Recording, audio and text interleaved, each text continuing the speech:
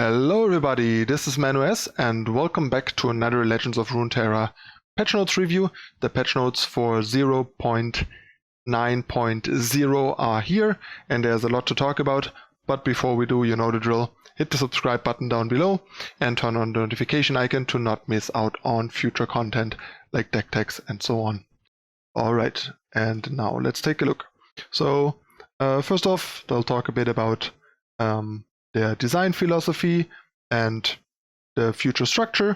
I'll post the patch note article in the description down below for anyone that hasn't read it yet themselves if they want to check out more details.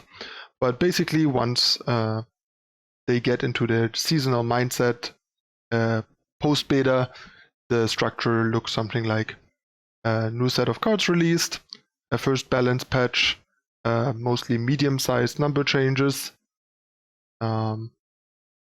based on like early data, and then the second balance patch with significant updates to underutilized cards, and the main patch where you can expect any major champion updates. Then a third balance patch with limited number of changes to stabilize any metagame issues, and then the next set of card releases. So there's constantly something happening and keeping the game fresh, which sounds great. Then they talk a bit about like UI deck builder stuff, so some upcoming improvements to deck builder and animation stuff, sped up animations, being more able to do stuff while animations are happening, and some of this will be happening in this patch from what this sounded like, and some will be coming soon. That wasn't entirely clear to me in their explanation here, but or like exactly what we're gonna get, but it seems like there will be some updates this time, and other stuff is on the horizon and they're working on it. And now the most important part, card updates. So first off, Lux is getting a much needed and much awaited buff, I would say. Nothing big, just +1/+1 in stats, but that's pretty decent. Like a 3/4 for 6 was just like such a poor rate, and now at 4/5 with barrier, she actually like can come down on 6 if you have the attack token and apply some decent amount of pressure. If the opponent doesn't open attack, she really holds off the opponent quite heavily now if you drop her, and once she's flipped as a 5/6, she's pretty good offense defense body aside from her ability, which should make her a much more reasonable addition into decks, which is cool because I think she has potential and her effect is quite strong, even though it takes some setup.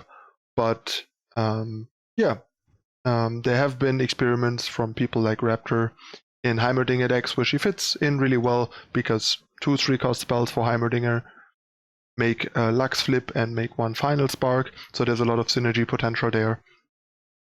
And I'm sure many people will be exploring that once the patch drops, and I plan on experimenting some with it myself, of course, too, on stream and maybe in a deck tech, depending on how the initial experimentation goes. And we get a small update to Yasuo. Now he requires 5+ stuns or recalls instead of 6 to level up, so slightly easier to level up. To be fair, the problem with Yasuo, I think, wasn't as much his leveling up, it's the lack of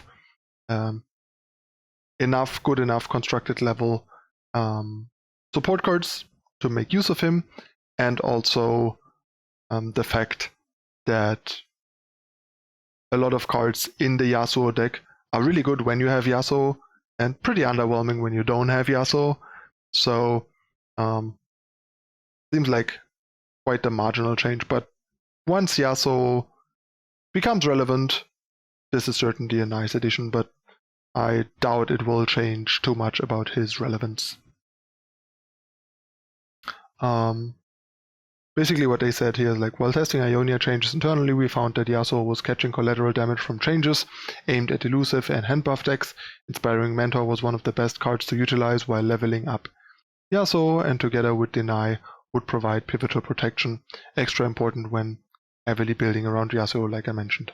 We've also found Yasuo often difficult to level up in expeditions, especially when not paired with Noxus. this quest buff should address both issues. This is one of the changes that I actually called prior to it happening and seemed pretty reasonable to me. Back-to-back now costs 6 instead of 5, and if you played Elusives quite a bunch, this is going to be pretty relevant. There's a fair share of lines where you like don't have a 1-drop, have a bit of a slower draw, your opponent has a faster draw, you float 1 mana turn 1, and then you have like a 2-drop and a 3-drop, and the opponent is attacking on turn 4, and then you can just back-to-back eat 2 guys and come back from behind really well, which now is going to take longer. Also, the card is going to be more clunky in general on offense as like just finisher or combat trick, and especially on defense to eat 2 attackers. But the card's probably still going to be pretty good. Like if you compare to Harsh Winds, they both do similarly much in like the amount of how much they do, even though they have different strengths and weaknesses, of course. But back-to-back actually arguably does a bit more than Harsh Winds because it has a lot of offensive and defensive capability, while Harsh Winds has much more defensive capabilities and was still pretty good at 6.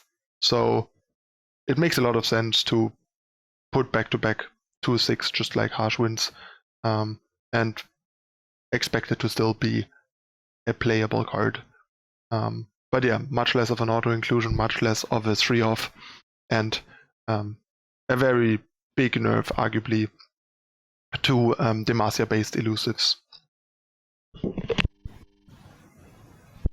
Then we're seeing a small buff to Arena Battlecaster, a card that wasn't even like in the vicinity of constructed consideration, honestly, as 2/1. Now as a 2/2, not just randomly dying to all these free 1/1s lying around, is pretty big. So now the card, while still probably not being like a major constructed player, is at least worth thinking about in terms of constructed, while before it was not even worth thinking about it. Then Crimson Curator also gets an additional health. Now is a lot easier and more likely to generate card advantage, either in combat or even sometimes twice from like single damage triggers, making it much more scary and impactful, and buffing the sort of battle scars deck, as they call it, which they felt was too weak and they wanted to make it bigger. This is actually a fairly impactful change because generating free cards is pretty powerful, so should be an interesting card in various contexts, even outside of the Battle Scars deck, to at least consider as a value card in certain decks, or like a small package like Curator plus Transfusion, for example. Here's one of the big ones. They finally pulled the trigger on Deny. They had it on the watch list. They talked about having some concerns about moving it from 3 to 4 out of like spell mana range, but they finally decided that it's necessary and time to do so. So now Deny officially costs 4. That keeps the core functionality of it intact, just limits its use and just leaving shields up basically a lot harder. But it's still a tool. I think the impact this will have is it's not an auto-inclusion in any deck anymore. It's almost never a 3-off anymore, I think, in most decks and metagames, and more likely like a 1 or 2-off in certain decks, and will be more often a 0 in decks that before considered playing it, which is exactly what they want. Reduce play rate, but keep the role that it plays and the functionality as intact as possible. And that's a pretty reasonable way of doing that, I think.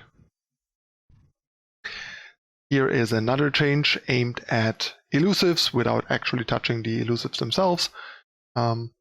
Inspiring Mentor now is a 1/2 that gives +1/+0 to an ally in hand instead of a 1/1 that gives +1/+1. Simply because the interaction between Inspiring Mentor and Navori Conspirator, especially as a nut draw, was too powerful and provided too much resiliency, in their opinion, and that's their way of addressing it. I think it's a bit sad to see Mentor go, because I think outside of Elusive, Mentor was a cool and interesting card.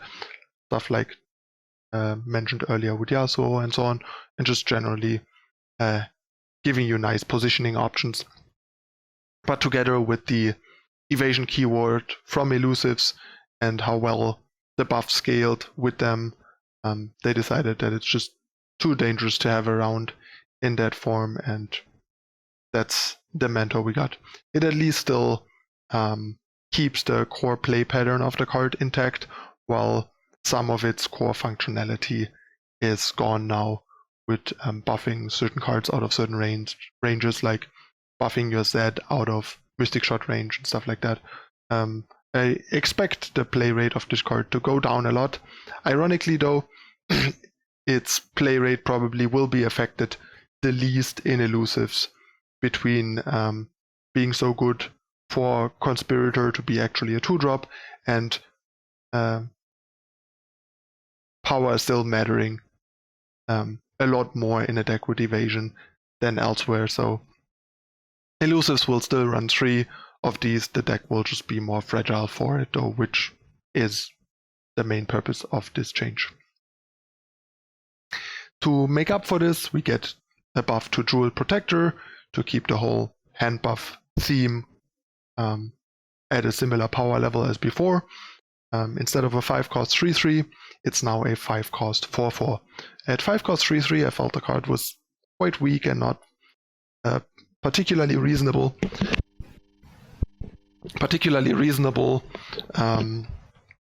Constructed consideration, but a 5-cost 4/4 with such a huge upside is actually a pretty reasonable constructed card now.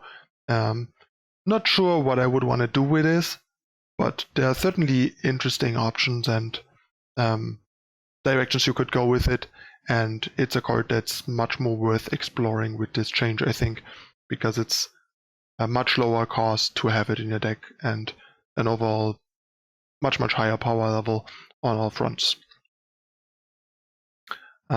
Next, we see another elusive nerf, Kinku Lifeblade going from 2/3 to 2/2, making it much worse on defense and more fragile against a wider range of answers, especially together with the nerf to Mentor. That's a bit surprising in the sense that I felt like the card is quite clunky and overall kind of fine. I was more expecting Shadow Assassin to lose a health, to be less of a free roll, 3-off auto inclusion in basically every Ionia deck, no matter if aggro, control, mid-range, or any hybrid archetypes. Basically, if you were an Ionia, your deck almost always started with 3 Shadow Assassin. Even in Fearsome, where the deck only had 5 Ionia cards, 3 of those were Shadow Assassin a lot of the time. And they already mentioned in the past that the design philosophy is keeping cards from being unanimous auto-inclusion playsets in the region. So that seemed like a likely change to me, which would have also kept the card from free blocking 1 power units and die to a wider range of cards, but they decided that that is not necessary or not what they want, and they rather want to tone down Lifeblade. What I would say about elusives with these changes is they are noticeably weakened, but all in all I think they nerfed them fairly smartly in a way that the core strategy and deck is still potentially viable and functional. It remains to be seen if the deck can still be a tier 1 deck or will only be like a tier 2 deck, because it might just not have the power level anymore compared to potentially new emerging strategies, and also what form they will take. It is very reasonable that they might go from Demacia to Freljord again, like the very first elusive lists, due to the nerf to back-to-back. And also losing the health buff from Mentor makes having access to Omenhawk more important than before. That's certainly something that I will be messing around with once the patch drops. Then we get into the Shadow Isles changes. First of all, Commander Ledros got bumped up to 9 mana and as a compensation got a 9 point of power, and now his ability can't kill anymore. It basically, instead of your Nexus health being rounded down, it's now rounded up. I think I actually like all of these changes. It's a decent compensation. I think it's good that the card cannot kill you anymore at 1 health. That was a bit too inevitable and frustrating, I feel like, since there are very limited avenues of defending yourself against it, and you also don't really want to kill it because that speeds up the process of killing you even without taking combat damage, and also moving it up on the curve by 1 turn takes a little longer to get to the moment where even if you're behind or game is pretty stable but you have high health, your opponent just drops a Ledros, attacks with it, and then you have to start going into chump block mode because it threatens lethal. Overall, the card wasn't necessarily like super problematic, but its impact on the game and play pattern when it mattered was a bit too unhealthy and pushed probably, and this keeps its core functionality and role intact while toning it down and making it slightly less inevitable and overbearing. Or as they state here, Commander Ledros is an extremely powerful game-ending bomb that also acts as a recursive threat and is flexible to boot, offering both excellent stabilization in close games and closeout potential for aggro decks that might have otherwise come up short. Overall, Ledros was a bit too good at undoing whatever previously happened in a game, especially for a card that doesn't require any synergy to be effective. That's like the most convincing point to me, really, since I've had a fair share of games where things were looking kind of good. You were ahead in the race. The opponent was like single-digit health. You were at like high double digits, and you were racing. And suddenly the opponent drops Ledros, you drop to their health, they attack, you need to throw an attacker away, and suddenly the entire work of racing and positioning yourself in a lead just went down the drain because of 1 card with like no deck building cost. And also it probably was a bit too low cost at 8 in like aggressive decks as a finishing potential. At 9, it's a much higher opportunity cost to put in an aggressive deck as a potential top-end bomb, which I think is also reasonable. So this takes away some of the like top-end power of Shadow Isles. Next top-end power nerf is Rasa, just without any other changes, straight up got moved from 7 to 8. I think the card is still very good. The card was super efficient at 7, and at 8 it's still pretty strong and pretty efficient, but yeah, takes longer to happen. You get a bit more room to breathe, maybe set up a bit more to prepare for Rasa, which yeah, is the other change that opens up some room at the top end of SI. And then next we get some small buffs to Fringe Shadow Isle cards as compensation, basically. Scuttlegeist has Fearsome now, which is actually pretty sweet and makes the card quite a bit better, not being chump blocked by the random stuff the opponent has lying around. Makes it a much better like sort of finisher where you just make them cheap and then at some point drop 1 or multiples and go on the offense. And then Tortured Prodigy went from 3/4 to 4/4. Not very impressive. I don't think the card is relevant or interesting for anything right now that I can think of, but I guess it's less bad now. And last but not least, much needed Wraithcaller nerf. They simply reverted their earlier change where they gave the Wraithcaller Fearsome and removed Fearsome again. I still think the card is a bit borderline with how much card advantage and stats and tempo it provides for the cost compared to any other of the Allegiance cards, and in a faction, in a region where the card quality is so high that you don't really need to run cards you don't want to run to enable it, so it's at a very low deck building cost, but that's a good start. it might have been reasonable to also lose a point of power here or a point of health. But for now, that is it, and at least makes the whole fearsome curve less swingy, because at least now you can jump block their big turn 4 damage threat instead of just taking a ton when you're behind and don't have a board that stacks up well. So yeah, that's all the changes. I think the whole fearsome based Shadow Isles midrange is still pretty functional. Elusives is still a deck.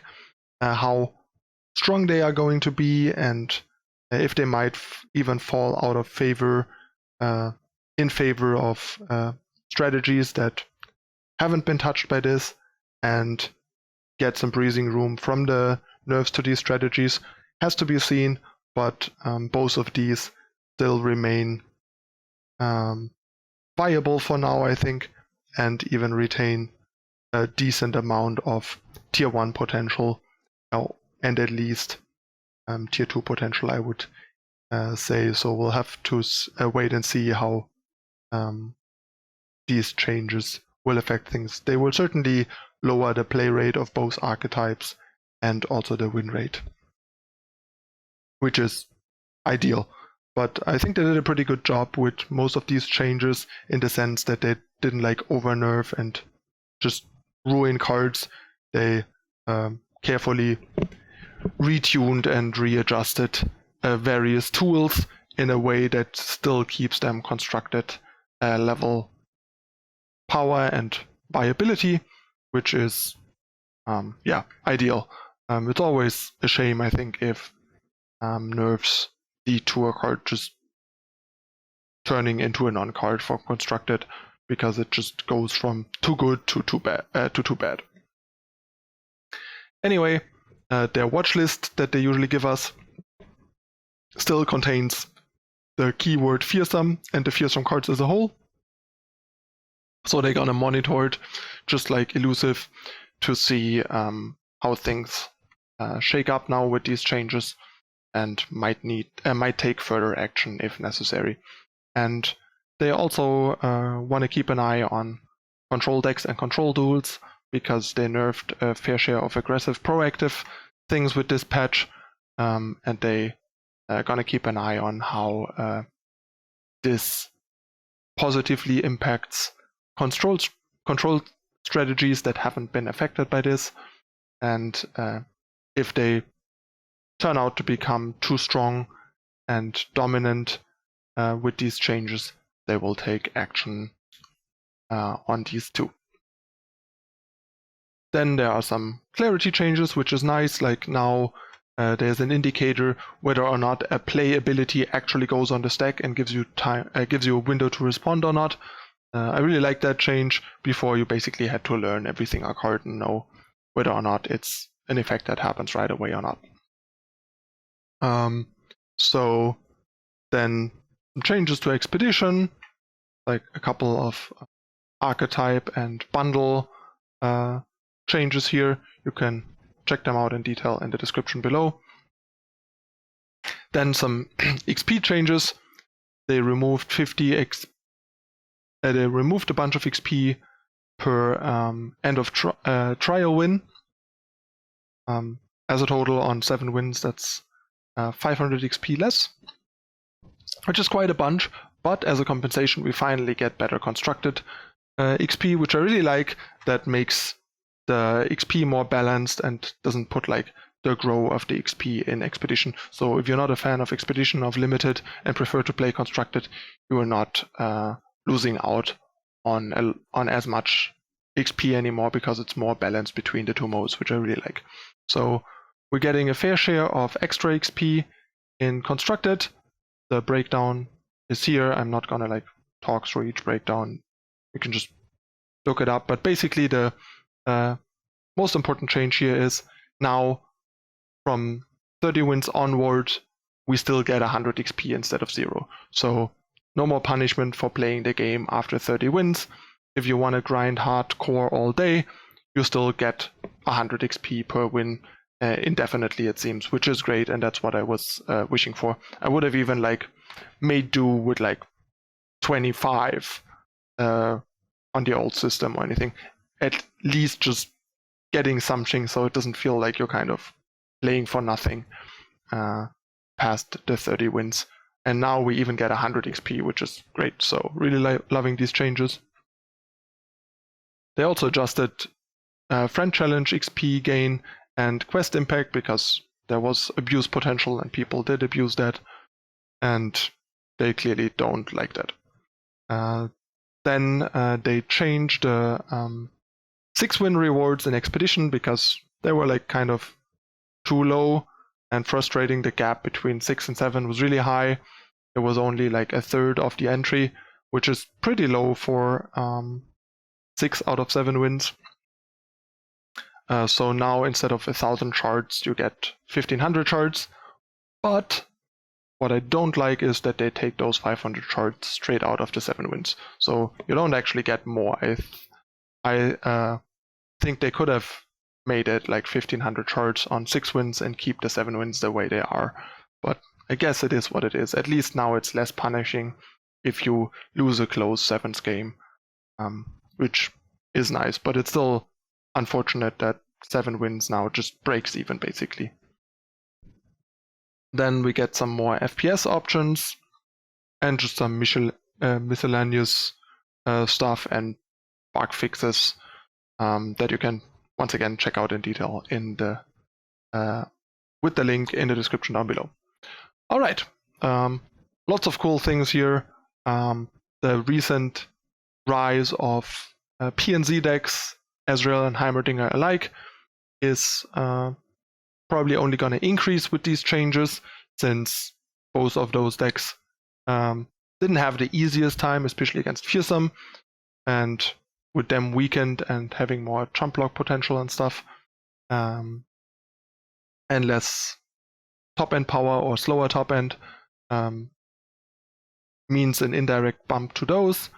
There might be room for various new strategies that were suppressed by the dominance of those two decks before. And yeah, so it's gonna be an interesting week or two to see where things go with these changes, and a lot to figure out. All right, that's it again for this time. Let me know in the comments what you think of the patch and the changes, and of my assessment of them, and the format of these videos and so on. Would love to hear from you guys and get as much feedback as possible to keep improving the content and providing you with what you would like to get out of this content. All right, you know the drill. Subscribe, like, leave a comment, share with your friends. And if you want to help support content creators here on YouTube, a free and easy way to do so is whitelist YouTube on your adblock, or just turn off your adblock for YouTube. Yeah, that's it again for this time. I'm your host, ManuS. I thank you for watching, and I see you next time. Bye.